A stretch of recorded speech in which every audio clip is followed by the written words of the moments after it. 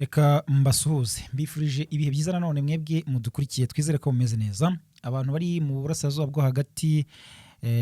rwose mudukurikiye tubifurije ibihe byiza nubwo mutorohewe n'intambara iri kuberayo ndavuga nyine hariya muri Middle East mu bihugu byegereye Iran ndetse rwose n'ibyegereye Israel mu ntambara ikomeje kuberayo ariko reka twarukane hano hafi mu karere ka Afurika y'Uburasirazuba ndabasuhuje ku mugabane wa Afurika i Burayi mwese mukurikiye ibiganiro n'amakuru tubagezaho mbifurije ibihe byiza reka twinjire muri aya makuru rero atugezeho kano kanya intambara y'imirwano yongeye kubura ahitwa Imasisi na Karehe urugamba niho rwaremeye byakomeye cyane mu gihe nabwiraga ibya Minembwe iby'imisozi miremire y'Umurenge uko byagenze abantu bari gutabaza bavuga ko bari kwibasirwa n'ibitero bya FARDC ariko ibyo bitero bikabyaje no guhanganisha impande zombi n'ubundi zihanganye muri iki gihe no kuvuga AFC M23 ndetse na twirwano nyine bafatanyije birumvikana bahangana n'igisirikare cya leta ya Kongo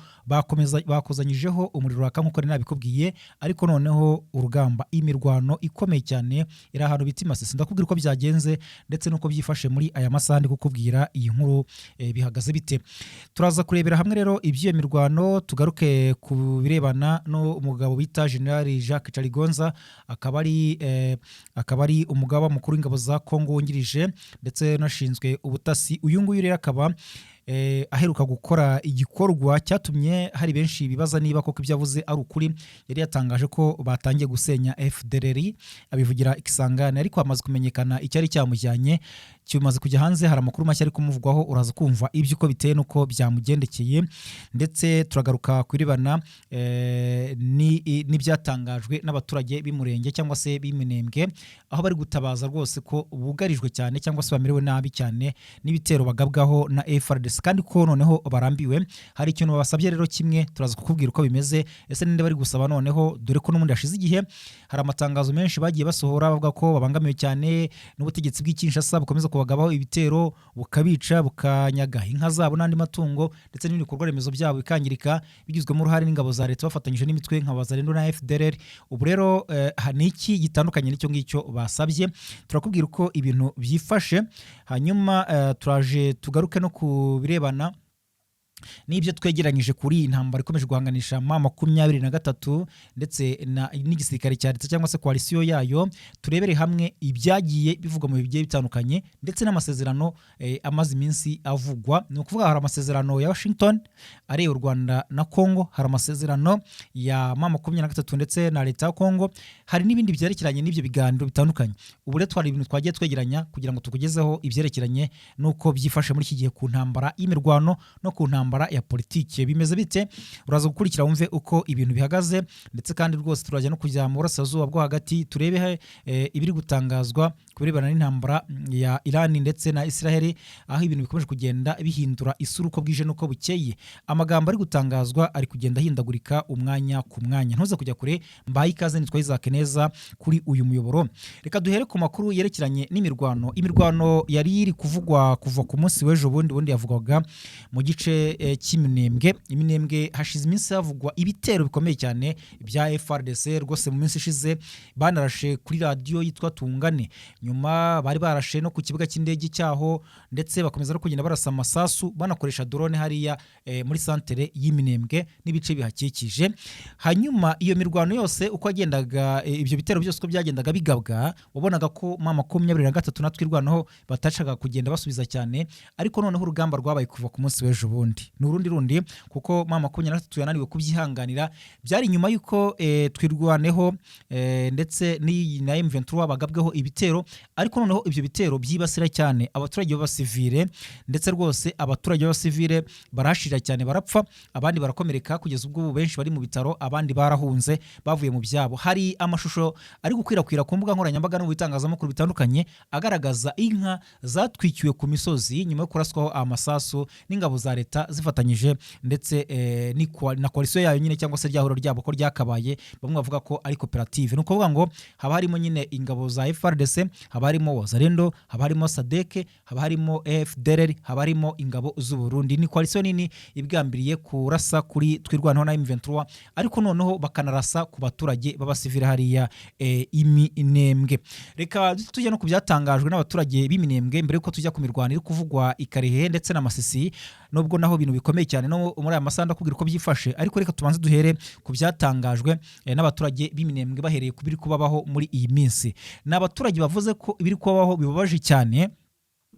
nk'uko byatangajwe n'umugabo witwa Rubibi Mporana. Uyu nguyu akaba ari umuyobozi w'abitwa abungeri, ni ukuvuga aborozi bo mu gice cy'iminembwe hariya rwose imisozi miremire y'Umurenge, bari gutabaza bavuga ko ibiri kubakorerwa bibabaje, biteye agahinda ndetse rwose biteye isoni ku miryango mpuzamahanga kubona bicwa umunsi ku munsi, bakicwa na leta, bakicwa bafatanyije n'imitwe yitwara gisirikare ndetse harimo n'iterabwoba nka FDLR, nyamara amahanga ntagire ikintu na kimwe ashaka kubikoraho. Bo bavuze yuko kuva bakicwa mu myaka yose ishize irenga 20 nta muryango mpuzamahanga ujyana ubufasha hariya, nta biribwa, nta butabazi, nta buvuzi, nta kivugira, byose bakaba babirebera gusa. Ugasanga gusa baravuga ngo hari imiryango, ngo hari za MONUSCO n'ibindi bitandukanye, nyamara ngo nta gikorwa na kimwe gikorwa kigambiriye gutabara abo mu bwoko bw'abanyamurenge hariya muri Kivu y'Amajyepfo. Bavuze ko rero aho bigeze bakeneye ubutabazi ariko batabukesha iyo miryango mpuzamahanga. Bavuze bati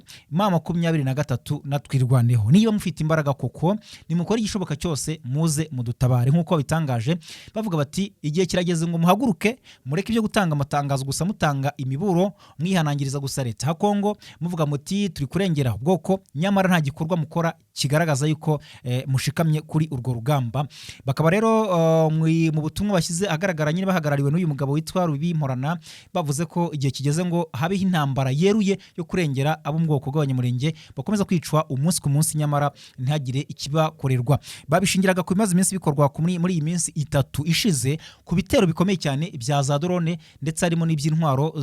zindi za gisirikare, nyine izindi mbunda, aho byakoreshejwe ubukana cyane ku baturage basivile. Bakavuga ko abarenga 10 bishwe,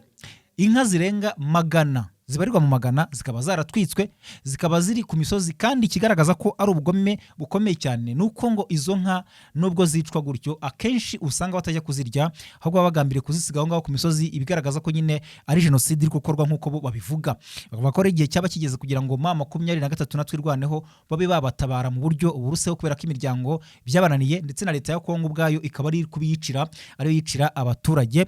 Bo bakavuga ko ubuyobozi ntabwo bwananiwe kuba bwavaho, bobi kandi uko bugenda busimbarana bwose bukora ibikorwa nk'ibyo ngibyo. Rero ngo M23 barayitabaza. Ariko nubwo bimeze bityo, mu bikorwa byabaye ku munsi w'ejo n'ejo bundi, M23 twirwanaho bakoze igikorwa gikomeye cyane ku buryo hari abaturage bavuze ko nibura habayeho kuba rengera nk'uko babivuze, kubera ko basubije inyuma ibitero by'iryo huriro ryose ko ryakabaye byari byiganjemo abasirikare b'u Burundi. Rero koalisiyo yose bakaba barasubiye inyuma mu misozi, bava mu bice barwandagamo. Handi nagiye nkubwira bari bagabye ibitero za Gakenke, za Mikenke, za Cyamate, za Rugezi, za Rusabagwe, aho hose bagiye bahava nabi cyane, ku Ndundo hose bagiye bahava bamerewe nabi n'amasasu y'umuriro wa M23 ndetse natwirwaneho. Reka tujye rero ahitwa Imasisi. Imirwano nk'uko nabikubwiraga yari imaze iminsi ivugwa muri Kivu y'Amajyepfo, ariko n'ubundi muri iyi minsi hashize iminsi havugwa imirwano Imasisi itakuraho nubwo ibidakaje umurego nko muri Kivu y'Amajyepfo, ariko ahantu bita za Kazinga, za Buroro. N'ubu ngubu ndakubwira ko Uburora hahindutse umuriro mu kirere cyaho rwose, habayeho gukozanyaho hagati yabo na M23. Ariko saho Burora gusa, ahantu hitwa Igasovu ndetse FARDC yaje no kwigamba cyo kimwe na Wazalendo, bavuga ko M23 yahavuye ndetse ngo yahavuye ngo imerewe nabi kugeza ubu ngubu, kandi ntabwo turamenya ntacyo M23 irabitangazaho. Rero ubu ntituzi niba koko yaba yari kuya ku gace ka Gasovu, ariko FARDC nyine iratangaza ko ku gace ka Gasovu M23 yakavuyemo. Ntituramenya niba M23 yabakavuyemo mu buryo bwa reprise strategique cyangwa se gusubira inyuma, cyangwa se yaba yagize intege nke ikaba yasubizwa inyuma n'iryo huriro rya koalisiyo ya FARDC muri rusange. Ikirero cyo nuko nyine aba FARDC na Wazalendo bigambye ko kano gace ka Gasovu ngo M23 yaba yakarekuye. Haraho bita ku depo, naho habereye imirwano ikomeye cyane aho ngaho muri Masisi, ku buryo isasu ryavuza gubuhuha kuva mu ijoro ryakeye ndetse no kuri uyu munsi mu gitondo, ariko nibwo imirwano yavuzwe, ku buryo ngo habaye gukozanyaho cyane kandi ngo haguye Abazalendo mu buryo bukomeye cyane. Aho rero M23 ikaba ngo yagiye yisubiza inyuma cyangwa se yicuma gake gake, ariko iva aho ngaho bita Igasovu nk'uko amakuru atugeraho bivuga, ariko bikaba byigambwe n'uruhande rwa FARDC cyangwa se nyine ihuriro ry'igisirikare cya leta Kongo muri rusange. Ni imirwano yashojwe n'ingabo za leta zifatanyije na Wazalendo na FDLR cyane cyane nibo bagabye ibitero kuri M23 nagerageza kwisubiraho cyangwa se kwirwanaho. Urugamba biravuga ko rwaba rukiremye ahitwa kuri Kudepo. Tuvuye aho ngaho rero Igasovu nanone ahantu bita Irumbishi rwose aho ngaho naho humvikanye imirwano ikomeye cyane. Za Karehe naho amaze iminsi humvikana ibitero bidakuraho bya FARDC, ndetse mwumvise ko ari n'ibyiciwemo abaturage bagera kuri 11 ku ikubitiro. Nyuma yaho haza kugabwa ibindi byaguyemo bagera kuri 13, byose bikozwe n'ingabo za leta ya Kongo FARDC. Barashaka ko ubundi agace kose M23 yaba ifite cyangwa se yaba yarafashe yakavamo ikanajya kure yako, nako yarekuye bakaba bajya kure yako nk'uko amakuru ava ku mirongo y'urugamba abigaragaza. Bityo bakaba bari kwifashisha drone ndetse bifashisha n'imyitozo idakuraho ikarishye, bagenda bakarishya ingabo cyane cyane muri iyi minsi. Amakuru avuga ko babandi bitwa ngo ni special force babahibu bari kugenda ngo bahabwa indi myitozo nyuma yo kubona ko batari kwitwara neza ku rugamba nk'uko byagiye bigaragazwa. Bibaye nyuma y'uko mu minsi ishize habayeho gusubiranamo muri Kivu y'Amajyepfo ubwo barwanaga na M23 hafi n'umujyi wa Uvira. Icyo gihe rero murabizi rwose za Kabunambo muzi uko byagenze, muzi za Ruvungi muzi uko byabagendekeye, za Karingi. Aho ngaho habayeho gusubiranamo hagati ya Wazalendo na FARDC. Wazalendo bashinja FARDC ko ari ibigwari batari kwitwara neza ku rugamba, bagashyira mu majwi abangaba bitwa ngo Special Force Hibu, ako ari ukubabona gusa bahagaze bitwa Special Force ariko ko nta kamaro kabo ku rugamba. Bityo rero muri iyi minsi ngo bari kugenda bahabwa imyitozo idasanzwe hariya ku rugamba kugira ngo bakomeze guhashya cyangwa se ngo bakomeze gutsinsura M23 n'ubwo ibintu byakomeje kugenda binanirana cyangwa se ibyanga. Hanyuma ikindi twabwira tukiri kuri iyo myitozo, nabwiraga yuko tuza kwabwira kwitwa Lieutenant General Jacques Chaligonza, no umuyobozi w'ingabo za Kongo wungirije, akaba by'umwihariko anashinzwe ubutasi. Amaze iminsi ari muri campaign avuga yuko ngo bari gusenya FDLR, ariko ababicungira hafi bakavuga ko ibi ngibi ari urwiyerurutso kuko si ubwa mbere no muri gisirikare cya leta ya Kongo kibitangaza, ariko bikarangira ntacyo kibikozeho. Kuko impamvu bari kubihinyura muri iyi minsi nuko kuva abitangaje imirwano iri kuba muri iyi minsi yose ku mirongo y'urugamba FARDC iri kugaragara iri kumwe n'aba FDLR. Noneho ndetse bamwe baravuga ko yaba yarabambitse impuzankano kugira ngo bajijishe bitagaragara yuko ari aba FDLR, bityo bikaba bisa naho ari kubashira, bityo abo bazagaragara ko basenye cyangwa se barwanyije bazabe ari bake, abandi benshi bakomeze gufatanya n'igisirikare cya leta Kongo FARDC. Rero mu byajyanye General Chaligonza ikisangari mu minsi ishize niho yari yatangarije ko bari gusenya FDLR, batangiye gusenya uyu mutwe w'iterabwoba wa FDLR ukorana nabo. Ariko amakuru amaze gushyirwa hanze cyangwa se raporo yashyizwe ahagaragara igaragaza ko mu byari byamujyanye harimo kujya kurebera hamwe ibijyanye no gusoza imyitozo ya gisirikare, imyitozo abasirikare badasanzwe ari guhabwa n'ingabo z'Ubufaransa. Ubufatanye bw'Ubufaransa nabwo bukaba buri kugaragara muri iyi minsi mu bijyanye no gukoresha imbaraga za gisirikare mu kurwanya M23 muri iyi minsi ku ruhande rwa Kongo muri iyi minsi. Abo rero nibo bari bajyanye Chaligonza aho ngaho ikisangani, niho yaje gutangariza yuko ngo bari gushaka gusenya umutwe wa FDLR, nubwo bitari kuvugwaho rumwe muri iyi minsi. Mwumvishe ko na leta y'u Rwanda yahagurutse ikavuga yuko ibiri gutangazwa na Kongo babikura mu magambo bakabishyira mu bikorwa, nk'uko byatangajwe na Minisitiri w'Ububanyi n'Amahanga w'u Rwanda Ambasaderi Olivier Nduhungirehe, wavuze ko Kongo ikwiye gukura ibintu mu magambo ahubwo igashyira ibintu mu bikorwa, kubera ko bari gutangaza ko bari gusenya FDLR, ariko twarangiza tukabona ku mirongo y'urugamba bari gufatanya mu kujya kurwanya M23 n'ibindi bikorwa byibasira abaturage bo mu bwoko bw'abatutsi muri rusange hariya mu burasirazuba bwa Kongo. Aha rero Jacques Chaligonza mu byari byamujyanye nk'uko byamaze kugaragara mu mashusho yashyizwe ahagaragara, hakaba harimo kujya guha ikuzo cyangwa se kujya gushimira abasoje imyitozo, anabatera umurava cyangwa se courage, ababwira ati rwose mu gihe mu rugamba mugomba kwitwara neza, dore hari imirwano ikomeye cyane turimo, M23 ikomeje kugenda idukubitira mu mirwano itandukanye cyangwa se muri position zitandukanye, dore n'ubu ngubu bakomeje kugenda batumirira nabi cyane. Ndetse ikindi nababwira nuko ibiri kuba mu gihe amakuru ntakubwiye ahangaha rwose hafi ya za Rumbishi M23 yabasenye ibirindiro bitoya bya Wazalendo bari bashinze hafi yaho ngaho, baza kugaba ibitero mu bice birimo M23 no turindiro duto cyangwa se position dutoya bari bakoze, ntabwo ari ibirindiro basanzwe bafite aho ngaho. Ni kwa kundi usanga iyo abantu baje kugaba igitero ku mwanzi wabo, hari ibirindiro bishya bashobora gukora aho ngaho kugira mu rwego rwo kugira ngo nyine bamere nk'aho bideburiye cyangwa se bidefanda, ariko basanzwe bafite ibirindiro bikuru inyuma yaho mu buryo buruseho. Aha rero biravuga ko M23 yaba yabisenyuye basubira inyuma bakizwa n'amaguru. Aha rero Jacques Cherigonza benshi batangiye kuvuga ko ibyo yatangaje bishobora kuba bihabanye n'ukuri byo gusenya FDLR. Reka tujye kuri ibingibi twegeranyije. Murabizi ko mu burasirazuba bwa Repubulika ya Demokarasi ya Kongo agahenge kabaho ku mpapuro gusa nk'uko bimaze iminsi bitangazwa. Impamvu y'ibingibi, impamvu bamwe mu basesenguza bitangaza, mu mezi ashize ikibazo cy'umutekano mu burasirazuba bwa Repubulika ya Demokarasi ya Kongo kinjiye mu cyiciro gishya cya diplomasi mpuzamahanga i Washington muri Leta Zunze Ubumwe za Amerika, ndetse Leta Zunze Ubumwe za Amerika zakomeje guhuza Kinshasa na Kigali, ni ukuvuga nyine u Rwanda na Repubulika ya Demokarasi ya Kongo ku rwego rw'ibihugu byombi birumvikana. I Doha, Katari yakomeje kwakira ibiganiro hagati ya Leta ya Kongo n'ihuriro rya AFC M23. Ku mpapuro rero ibyo byombi byatangaga icyizere ko nibura intambara ishobora kuba yagabanuka cyangwa se ikagabanya ubukana cyangwa se ikaba yahagarara, amahoro akaboneka mu burasirazuba bwa Kongo. Ariko ku rubuga rw'imirwano cyangwa se ku mirongo y'urugamba ukuri kuratandukanye cyane n'ibiri muri izo mpapuro, kubera ko imirwano irakomeje mu bice bitandukanye bya Kivu y'Amajyaruguru na Kivu y'Amajyepfo. Impande zose uko zakabaye zikomeje gushinjanya kurenga ku gahenge no kuvuga mama 23 ndetse n'igisirikare cya Leta ya Kongo FARDC n'ubutegetsi bwa Kinshasa muri rusange. Loni iherutse gutanga icyo twakita nk'umuburo ku mutekano ukomeje kuzamba cyangwa se kuba mubi cyane, ndetse rwose ko hari gukoreshwa intwaro ziremereye cyane na za drone nk'uko Kongo muri iminsi iri kuzikoresha cyane, bikaba rero byongera ubukana bw'intambara n'ingaruka ku baturage bo mu burasirazuba bwa Kongo. Rero turibaza tutse haba hari uburyo buhamye bwo gutuma ayo masezerano ava mu byumba by'abadiplomate cyangwa se akaba yava mu mpuro akaba yashyirwa mu bikorwa nibura abaturage bakabona agahenge. Ubu ngubu hari inzira ebyiri zigaragara mu gushaka umuti w'ikibazo kiri hariya. Ni ukuvuga ngo uwa mbere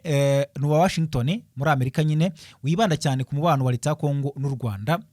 nubwo benshi nyine bajya kubihuza n'intambara ikubera mu burasirazuba bwa Kongo. Muri Werurwe 2026 impande zombi zongeye guhurira i Washington zemera intambwe zigamije kugabanya ubushyamirane, zirimo kubaha ubusugire bw'ibihugu, ni ukuvuga nyine kubahirana ubusugire, kugabanya ubushyamirane ku mipaka no gukomeza ibikorwa byo guhosha umwuka mubi. Barabizi yuko u Rwanda ruba rusabwa gukuraho ingamba z'ubwirinzi ku mipaka, mu gihe Kongo isabwa gusenya umutwe wa FDLR inashinjwa gukorana nawo. Nyamara amasezerano ya Washington agaragaza ko ikibazo nyamukuru hagati y'u Rwanda na Kongo ari umutwe wa FDLR nyine nk'uko nari mbikubwiye, ugomba kubanza ugasenywa mbere y'uko u Rwanda rukuraho ingamba z'ubwirinzi. Hanyuma rero inzira ya kabiri iri hagati ya Doha, ni ya Doha nyine mu biganiro yibanda ku biganiro hagati ya Kinshasa na AFC M23 mu ntangiriro za Gashyantare, ni ukuvuga mu kwezi kwa kabiri 2026. Impande zombi ni ukuvuga M23 ndetse na Leta ya Kinshasa basinye amabwiriza ngenderwaho agamije gushyira mu bikorwa uburyo bwo gukurikirana no kugenzura agahenge cyangwa se CCLF. Hanyuma komisiyo y'umuryango wa Afurika yunze ubumwe EUA cyangwa se EU ndetse na MONUSCO byakiriye neza aya masezerano cyangwa se ibiganiro, bigaragaza ko ari intambwe ishobora gufasha mu kubaka amahoro arambye. Ariko ikibazo suko ayo masezerano atabaho cyangwa se ngo anashyirweho umukono, ahubwo ikibazo nuko atagera ku rwego rwo kubahirizwa cyangwa se ku buryo bugaragara ngo yashyirwa mu bikorwa, imirwano amahoro ahinde cyangwa se agaruke mu burasirazuba bwa Kongo cyangwa se aboneke. Abasesenguzi rero mu bya politike barahuriza ku kuba hari ikintu kimwe, hari agahenge, kuba agahenge kadashobora kubaho igihe nta rwego rwigenga cyangwa se rukora ruri ku butaka bwa Kongo ngo ruvuga ukuri ku byabereye ku rugamba. Inama y'umutekano ya Loni yari yarasabye umunyamabanga mukuru gutanga isuzuma ry'aho uburyo bwo kugenzura ibarizwa ry'agahenge rigeze mu rwego rwa Doha. Raporo y'akanama ka Loni gashinzwe amahoro n'umutekano ku isi yagaragaje ko nubwo hari intambwe zimwe zatewe, Kinshasa na M23 bakomeje gushinjanya kurenga ku gahenge. Icyo gihe MONUSCO yasabwaga gutegura uburyo bushobora kuyifasha gushyigikira ibikorwa byo kugenzura no kwemeza amakuru, cyane cyane mu duce dushyushye twa Kivu zombi nk'uko nyine babivuga. mu yandi magambo rero, nubwo ku rwego rwa diplomasi bavuga ko hari mekanizme cyangwa se nyine gishinzwe kugenzura ibarizwa ry'imirwano, ntabwo baratangira gukora mu buryo bugaragara, by'umwihariko ntabwo baragira icyo bikoraho cyangwa se ngo bagire igishoboka gutahuraho imirwano yatangiriye, kugaragaza uwishe amasezerano no gutangaza ukuri ku gihe no gutuma habaho ingaruka zihuse ku wica agahenge cyangwa se CCLF. Rero mu gihe cyose ibyo byaba bidahari, buri ruhande rwigumira mu kuvuga ko mu ruhande nyine rushinja urundi, Kinshasa igashinja M23 nayo ariko igashinja Kongo kuba yica amasezerano kubera ko ikomeza kugaba ibitero mu bice bituyemo n'abasivile, ndetse igakomeza no kugenda igaba ibitero ku bice birimo M23, mu gihe M23 yo inavuga yuko Kongo ikomeza kwanga gusubira inyuma mu gihe babisabwa n'amahanga. Indi mpamvu rero ni inyungu za gisirikare n'iza politike muri rusange. Mu burasirazuba bwa Kongo hari intambara, ntabwo ari amagambo gusa cyangwa se intwaro gusa, kuko harimo no guhatanira kugenzura by'ahantu hafite akamaro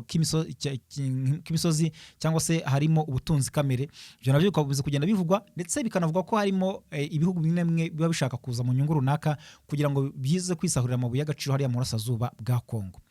Rero urumva yuko hari byinshi cyane bituma amahoro n'umutekano hariya mu burasirazuba bwa Kongo atagerwaho cyangwa se adashyirwa mu bikorwa. Ibyo byose bigakomeza kugenda bituma habaho ukuzamba k'umutekano, abaturage b'abasivili bakomeza kugenda babigwamo muri rusange. Mu gihe rero mu yandi makuru nuko imirwano ikomeje hagati ya Israel na Irani, ndetse Amerika nayo igakomeza kugenda itangamo umusanzu ukomeye cyane ku ruhande rwa Israel. Ibintu bikomeza kugenda bizamura ubukana bw'iyi ntambara. Umunyamabanga wa Leta Zunze Ubumwe za Amerika ushinzwe ububanyi n'amahanga Marco Rubio yatangaje ko umubano w'ibihugu cye n'ibihugu by'i Burayi byanze kubashyigikira muri iyi ntambara nta kabuza akomeza kumera neza. Ndetse ku itariki 28 Gashyantare, ubundi bwo Trump yatangazaga ibitero simusiga kuri Irani, yari yasabye ubufasha bimwe mu bihugu by'i Burayi, ariko byo bimutera utwatsi mu biribamba. Aha rero uyu munyamabanga akaba yatangaje yuko nta kabuza bitazabuza ko umubano ukomeza kuba mwiza. Trump rero yagaragaje uburakari nyuma yo kudahabwa ubufasha bihugu bihuriye muri NATO cyangwa se OTAN, ndetse yanagize uburakari kugeza ubwo muri iyi minsi atangarije Al Jazeera ko ashobora kuba yahagarika igihugu cye kuba cyajya muri NATO. Reka mbashimire cyane, mukomeze kugira ibihe byiza cyane mukurikira amakuru tubagezaho. Imana ikomeze kubarinda kandi mukomeze kugira ibihe byiza rwose, mwebwe mukunda kandi mukurikira ibiganiro byacu umwanya ku mwanya.